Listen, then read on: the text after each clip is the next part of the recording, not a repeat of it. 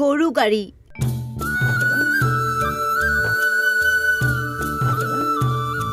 অসমৰ গ্ৰাম্য জীৱনৰ এসময়ৰ গৌৰৱৰ প্ৰতীক। ঘৰৰ আগত গৰু গাড়ী থকা মানে আভিজাত্যৰ চিন। আঘোণৰ পথাৰৰ কৃষকৰ সপোনৰ সোণগুটিবোৰ বুজাই কৰি অনাত এসময়ত ব্যৱহাৰ কৰা হৈছিল গ্ৰাম্য জীৱনৰ গৌৰৱৰ প্ৰতীক গৰু গাড়ী।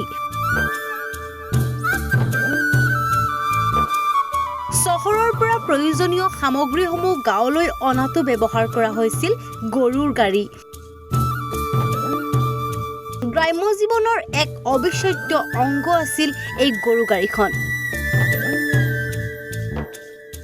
এটা সময়ত অহা যোৱাকে ধৰি বিয়াত দৰা কইনা আনিবলৈও সজাই পৰাই ব্যৱহাৰ কৰিছিল।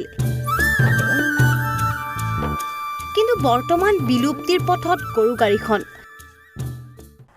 আপোনালোকে মোৰ এই পিছফালে দেখিছে এখন গৰু গাড়ী। এই গৰু গাড়ীখন আজিকালি এনেকুৱা হৈছে, আমি সৰুতে এই গৰু গাড়ীতে আপোনালোকৰ মানে পথাৰলৈ যাওঁ। ইয়াৰ গৰু গাড়ীখনতে মানে উমলি থাকি আমাৰ দেউতাহঁতে খেতিৰ ধান পথাৰ শস্য চপাই আনি ঘৰত পোৱাহি। কিন্তু আজি এই গৰু গাড়ীখন বিলুপ্তিৰ পথত। তাকে মোৰ ৰাইজৰ প্ৰতি এটাই অনুৰোধ যে এই গৰু গাড়ীখন যে আকৌ মানুহৰ ঘৰত সজোৱাৰ ব্যৱস্থা নকৰি যে আকৌ গৰু গাড়ীখন আমাৰ পথাৰলৈ নিব লাগে। আৰু এইখন গৰু গাড়ী আমাৰ জাতীয় সম্পদ। নতুন প্ৰজন্মই মাত্ৰ ঠায়ে ঠায়ে দেখা পাইছে বৃহৎ আকৃতিৰ বিভিন্ন ধৰণৰ বাহনসমূহ।